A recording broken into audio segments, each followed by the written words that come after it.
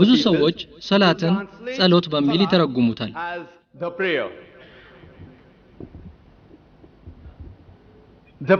ጸሎት ሰላት የሚለውን ቃል በትክክል አይተካም።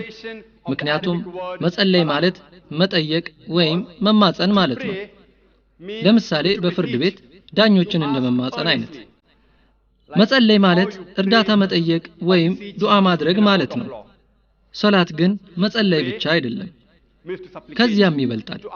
ምክንያቱም እኛ ሙስሊሞች በሰላት አላህን እርዳታ ከመጠየቅ ባሻገር እናመሰግነዋለን፣ ከሱም መመሪያ እናገኛለን። እንዲሁም ሶላት ቀረጻ ነው፣ ዝግጅት ነው፣ የአእምሮ ማጽጃ ነው። ነገር ግን አንድ ሰው ወደ መስጂድ በሚሄድበት ጊዜ ሌላኛው ሰው ወዴት እየሄድክ ነው ብሎ ቢጠይቀው አእምሮዬን ለማጽዳት ወይም ለቀረጻ ቢለው እንግዳ ነገር ነው የሚሆነው። ስለዚህ በግሌ ሰዎች የአረብኛውን ቃል ሶላት ጸሎት ብለው ቢጠሩት ምንም ማለት አይደለም። ነገር ግን ሶላት ከዚያም እንደሚበልጥ ማወቅ ያስፈልጋል።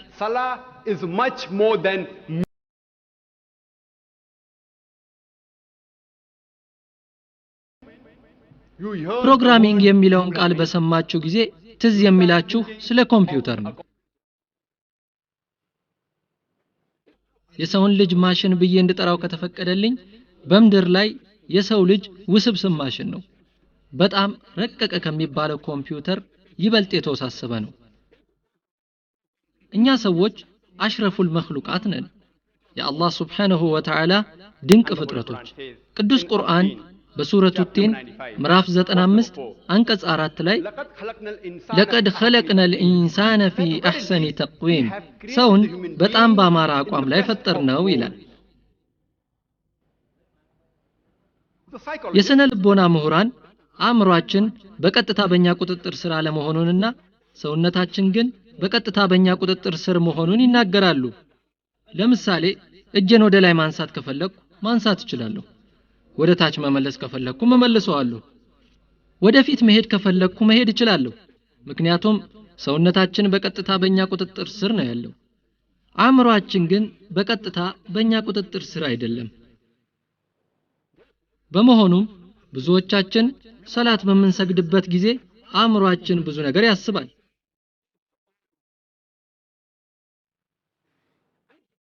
ለምሳሌ አንድ ተማሪ ፈተና ከተፈተነ በኋላ ለሶላት ቢቆም ሶላቱ ውስጥ ስለ ፈተናው ማሰብ ይጀምራል። ለሁለተኛው ጥያቄ መስጠት የነበረብኝ መልስ ይህ ነበር፣ ይህም ማለት ሲገባኝ ሌላውን ሰራሁ እያለ ያሰላስላል።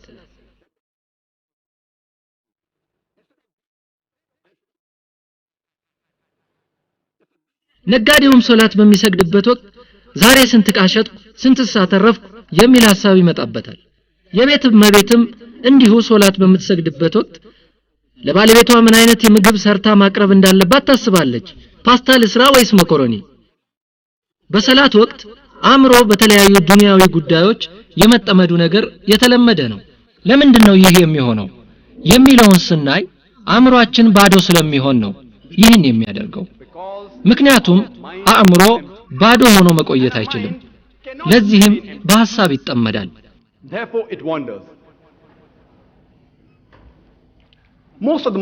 ብዙ ሙስሊሞች በሰላት ላይ ፋቲሃንና ሌሎች የቁርአን አንቀጾችን በቀላሉ ይቀራሉ። ሌላው ቀርቶ አንድን ሙስሊም ከኃይለኛ እንቅልፍ ውስጥ ቀስቅሰን ፋቲሃን ቅራ ብንለው በሰዓት 100 ማይል ፍጥነት ያህል አሳምሮ ይቀራል።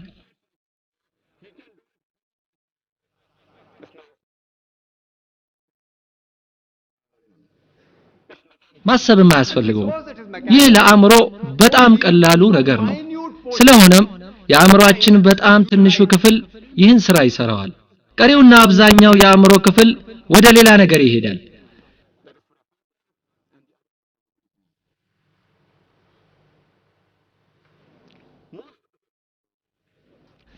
አብዛኞቹ ሙስሊሞች አረቦች ስላልሆንን አረብኛን ቋንቋ እንደ ቋንቋ እንረዳውም። በመሆኑም በሰላት ወቅት በአፋችን የምንቀራውን ነገር ትርጉሙን ስለማናውቅ አእምሮአችን ሌላ ነገር የማሰብ እድሉ በጣም ከፍተኛ ነው። ስለዚህ አእምሮአችን ሌሎች ነገሮችን ከማሰብ እንዲቆጠብ ለማድረግ የምንቀራውን ቁርአን ትርጉም ልንገነዘበው ይገባል።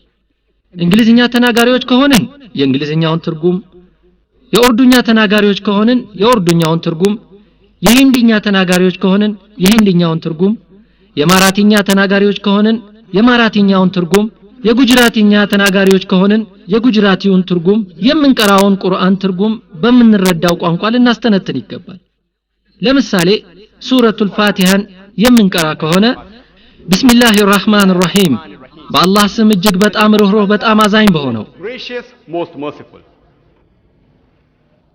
አልহামዱሊላሂ ረብል ዓለሚን ምስጋና ለአላህ ይገባው የዓለማት ጌታ ለሆነው አርረህማኒር ረሂም እጅግ በጣም ርህሩህ በጣም አዛኝ ማሊኪ የውሚዲን የፍርዱ ቀን ባለቤት ለሆነው ኢያከ ነዕቡዱ ወኢያከ ነስተዒን አንተን ብቻ እንገዛለን አንተንም ብቻ እርዳታን እንለምናለን اهدنا الصراط المستقيم ቀጥተኛውን መንገድ ምራን صراط الذين أنعمت عليهم غير المغضوب عليهم ولا الضالين የነዚያን በእነርሱ ላይ በጎ ያልክላቸውን በእነሱ ላይ ያልተቆጣህባቸውንና ያልተሳሳቱትንም ሰዎች መንገድ ምራን በሉ።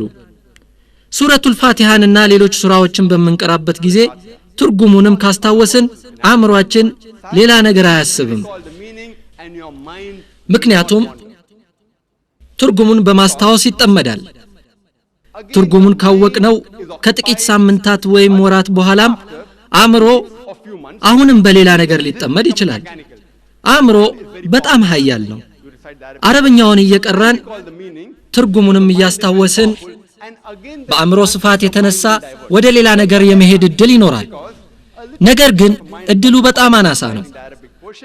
አእምሮአችንን አሁንም ከሌላ ነገር እንዲቆጠብ ለማድረግ ቁርአኑን ከመቅራትና ትርጉሙን ከማስታወስ በተጨማሪ በመንቀራውና በመናስታውሰው ነገር ላይ ማተኮር ይኖርብናል። You should even concentrate on what you are reciting and recalling. So the more you concentrate, ብዙ ባተኮርን ቁጥር አእምሮአችን የመበታተኑ ጉዳይ እየቀነሰ ይሄዳል። ስለዚህ አእምሮአችን ከሌላ ነገር እንዲቆጠብ ለማድረግ አረብኛውን ከመቅራትና ትርጉሙን ከማስተንተን ባሻገር ትኩረታችንን መሰብሰብ መቻል አለብን። ይህ ከሆነ ኢንሻአላህ ሐሳባችን አይበታተንም። ንግግሬን የጀመርኩት ከቁርአን ሱረቱል አንከቡት ምዕራፍ 29 አንቀጽ 45ን በመጥቀስ ነው። ምን ይላል? ኡትሉ ማ ኡሂየ ኢለይከ ሚነል ኪታቢ ወአቂሚ ሰላተ ኢነ ሰላተ ተንሃ አኒል ፈሕሻኢ ወልሙንከር። ምን ማለት ነው? ከመጽሐፉ ወደ አንተ የተወረደውን አንብብ፣ ሰላትን ደንቡን ጠብቀህ ስገድ። ሰላት ከመጥፎና ከሚጠላ ነገር ሁሉ ትከለክላለችና አላህንም ማውሳት ከሁሉ ነገር በላጭ ነው። አላህም የምትሰሩትን ሁሉ ያውቃል። ከላይ ለመግለጽ እንደሞከርኩት ሰላት ቀረጻ ነው፣ የቅንነት ቀረጻ። It's a programming towards righteousness. And we Muslims, እናም እኛ ሙስሊሞች በቀን 5 ጊዜ በሰላታችን እንቀረጻለን። ከአላህ Subhanahu Wa Ta'ala ምህረትን እንጠይቃለን። اهدنا الصراط المستقيم ስንል ቀጥተኛውን መንገድ ምራን እያልን ነው። አላህ Subhanahu Wa Ta'ala መልስ ይሰጠናል፣ ወደ ቅኑ መንገድ ይመራናል። ለምሳሌ ኢማሙ ከፋቲሃ በኋላ ሱረቱል ማኢዳ ምዕራፍ 5 አንቀጽ 90 ሊቀራ ይችላል። ምን ይላል? ያ አዩሃ الذين آمنوا እናንተ ያመናችሁ ሰዎች ሆይ ኢነመል ኸምሩ ወልመይሲሩ የሚያሰክር መጠጥ ቁማርም፣ ወልአንሳቡ ወልአዝላሙ ጣዖታትም አዝላምም ሪጅሱም ሚን ዐመሊ ሸይጣን ከሰይጣን ስራ የሆኑ እርኩስ ነገሮች ናቸው። ፈጅተኒቡ ለዓለኩም ቱፍሊሑን ከነኚህ ነገሮች ታቀቡ ልትድኑ ይከጀላልና ይለናል። እዚህ ላይ ሶላት ውስጥ ከአስካሪ መጠጥ፣ ከቁማር፣ ከጣዖት አምልኮ፣ ከጥንቆላ እንድንቆጠብ እየተቀረጽን ነው። the Imam, he may recite after Surah Fatiha. ኢማሙ ከፋቲሃ በኋላ ሱረቱል ማኢዳ ምዕራፍ 5 አንቀጽ 3ን ቢቀሩ حرمت عليكم الميتة والدم ولحم الخنزير وما أهل لغير الله به. Forbidden for you for food, በክት ፈሳሽ ደም፣ የአሳማ ስጋ ከአላህ ስም ሌላ የተነሳበትም በእናንተ ላይ እርም ተደርጓል ማለቱ ነው። እዚህ ላይ ሰላት ውስጥ መመገብ የሌለብን ምግቦች የትኞቹ እንደሆኑ እያወቅን ነው። የተከለከሉ ምግቦች በክት፣ ደም የአሳማ ስጋና የአላህ ስም ያልተጠራበት ስጋ ናቸው እዚህ ላይ ወደ ቅንነት እየተቀረጽን ነው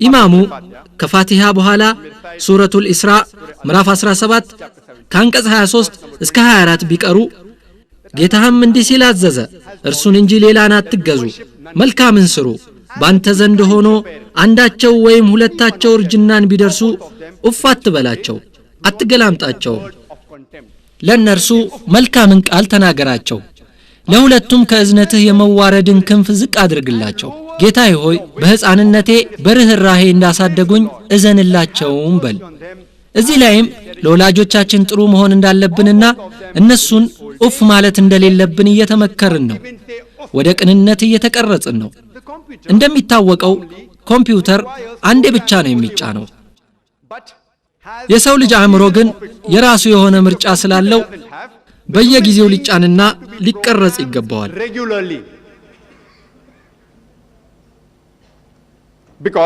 ምክንያቱም በእያንዳንዱ እንቅስቃሴያችን ላይ የሚያጋጥሙን በማህበረሰቡ ውስጥ የሰፈኑ እንደ ሐሜት ሙስና ማታለል ስርቆት መጠጥ አደንዛዥ ዕፅ የወሲብ ትንኮሳ ያሉ መጥፎ ተግባራት አእምሮአችንን ይበክሉታል ስለዚህ በሲራጠል ሙስተቂም በቀናው መንገድ ለመመራት ሁሌም መቀረጽ አለብን ለምንድነው 5 ጊዜ የምንሰግደው አንዴ ለምን አይበቃም የሚል ጥያቄ ያላቸው ሰዎች ሊኖሩ ይችላሉ ጤነኛ ሰውነት በትንሹ በቀን 3 ጊዜ መመገብ አለበት አንድ ሰው በቀን 1 ጊዜ ብቻ ቢመገብ ጤነኛ ሰውነት ሊኖረው አይችልም በተመሳሳይ የሰው ልጅ ነፍስ በትንሹ በቀን 5 ጊዜ መቀረጽ አለበት በ5 ወቅት ሰላት አንድ በቂ አይደለም ለዚህ ነው እኛ ሙስሊሞች በቀን 5 ጊዜ የምንሰግደው That's the reason we Muslims we offer salah 5 times a day. The Jews they offer አይሁዶች በቀን 3 ጊዜ ይሰግዳሉ ይህም በብሉይ ኪዳን በመጽሐፈ ዳንኤል ምዕራፍ 6 ቁጥር 10 ላይ ተጠቅሷል እኛ ሙስሊሞች በትንሹ በቀን 5 ጊዜ እንሰግዳለን ይህም ለሁሉም ሙስሊሞች የተሰጠ የአላህ Subhanahu Wa Ta'ala ትእዛዝ ነው ይህ ትእዛዝ በቅዱስ ቁርአን በሱረቱል ሁድ ምዕራፍ 11 አንቀጽ 114 በሱረቱል ኢስራ ምዕራፍ 17 አንቀጽ 78 በሱረቱ ጣሃ ምዕራፍ 20 አንቀጽ 130 እና በሱረቱ ሩም ምዕራፍ 30 ከአንቀጽ 17 እስከ 18 ላይ ተጠቅሶ ይገኛል እነዚህ የቁርአን አያዎች ሙስሊሞች በቀን 5 ጊዜ ሰላት እንዲሰግዱ ያዛሉ they instruct the Muslims to offer salah 5 times a day the 5 daily salahs ሙስሊሞች መስገድ ያለባቸው 5 ወቅት ሰላቶች ጎህ ከቀደደ ጀምሮ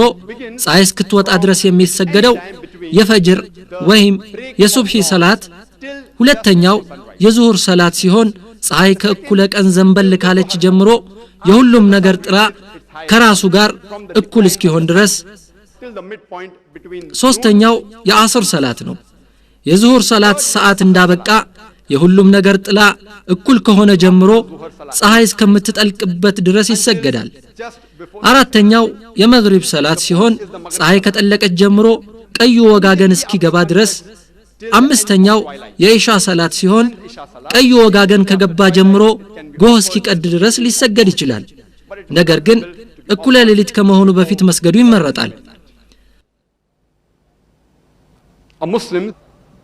አንድ ሙስሊም ቢያንስ በቀን 5 ጊዜ ሶላት መስገድ አለበት እኛ ሙስሊሞች ለሶላት መስጊድ ከመግባታችን በፊት በሰውነታችን ላይ ያሉ ቆሻሻዎችን እናጸዳለን ይህ ትእዛዝ ለሙሳም አለይሂ ሰላም ታዟል ይህም በሱረቱ ጣሃ ምዕራፍ 20 አንቀጽ 11 እስከ 12 ተጠቅሶ ይገኛል በመጣትም ጊዜ ሙሳ ሆይ በማለት ተጠራ ጌታህ እኔ ነኝ መጫሚያዎችህንም ማውልቅ ይህ ከአላህ Subhanahu Wa Ta'ala ለሙሳ አለይሂ ሰላም የተሰጠ ትእዛዝ ነው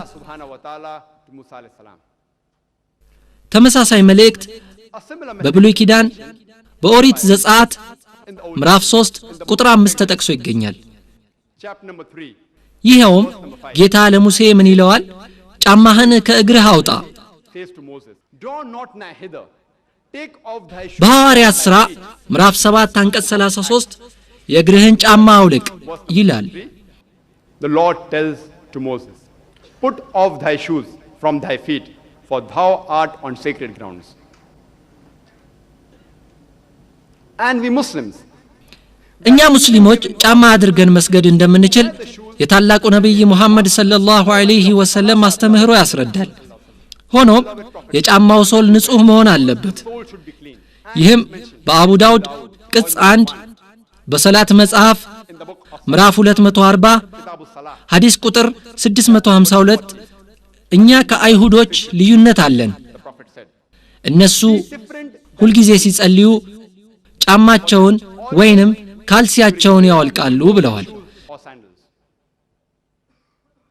በተመሳሳይ ሁኔታ በአቡ ዳውድ ቅጽ 1 በሶላት መጽሐፍ ምዕራፍ 240 ሐዲስ ቁጥር 653 አምር ቢን ሹዓይብ ከአባታቸው ሰምተው እንዳሉት አያታቸው ሲናገሩ ነብዩ ሰለላሁ ዐለይሂ ወሰለም በባዶ እግራቸውም በጫማም ሲሰግዱ አይቻለሁ ብለዋል። እኛ ሙስሊሞች ሰላት ለመስገድ ወደ መስጊድ ስንገባ ጫማችንን የምናወልቅበት ወይም የጫማችንን ሶል ንጹህ የምናደርግበት ዋነኛው ምክንያት ንጹህ ህዝቦች ስለሆነን ነው። የኢባዳ ቦታችን ንጹህ እንዲሆን እንፈልጋለን። we want to keep our place of worship clean. Before we offer salah, ከሰላት በፊት የሰላት ጥሪ አለ። የተለያዩ ሃይማኖቶች የተለያየ የጸሎት አጠራር ዘዴ አላቸው። ለምሳሌ አይሁዶች በመጽሐፍ ቅዱስ በኦሪት ዘሁልቁ ምዕራፍ 10 አንቀጽ 1 እስከ 3 እንደተጠቀሰው ጌታ ለሙሴ ከብር 2 የብር ትራምፔቶችን ወይም መለከቶችን እንዲሰራና አማኞችን ለጸሎት እንዲጣራ አዞታል። ክርስቲያኖች ደወል ይጠቀማሉ፣ ከበሮም የሚጠቀሙ አሉ። በኢስላም የሰውን ድምጽ ነው የምንጠቀመው። we use the drum. In Islam, we use the human voice. And the call for prayer is የጸሎት ጥሪውም አዛን ይባላል። አዛን የሚያደርገው ሰው ሙአዚን ይባላል። ከትራምፔት ከከበሮ ወይም ከደወል ጋር ሲነጻጸር የሰው ድምጽ ማራኪ ነው። and soothing as compared to the trumpet, bell or drum. And there በሰው ልጅ ላይ የተሻለ ተጽዕኖ ማሳደር ይችላል። አዛን በመስማት ብቻ ወደ እስላም የሚመጡ ብዙ ሰዎች አሉ። ሰዎች በልባቸው በአእምሮአቸውና በነፍሳቸው ላይ ትልቅ ተጽዕኖ ባሳደረው በማራኪው የአዛን ድምጽ ተማርከው እስላምን ሲቀበሉ ይስተዋላል።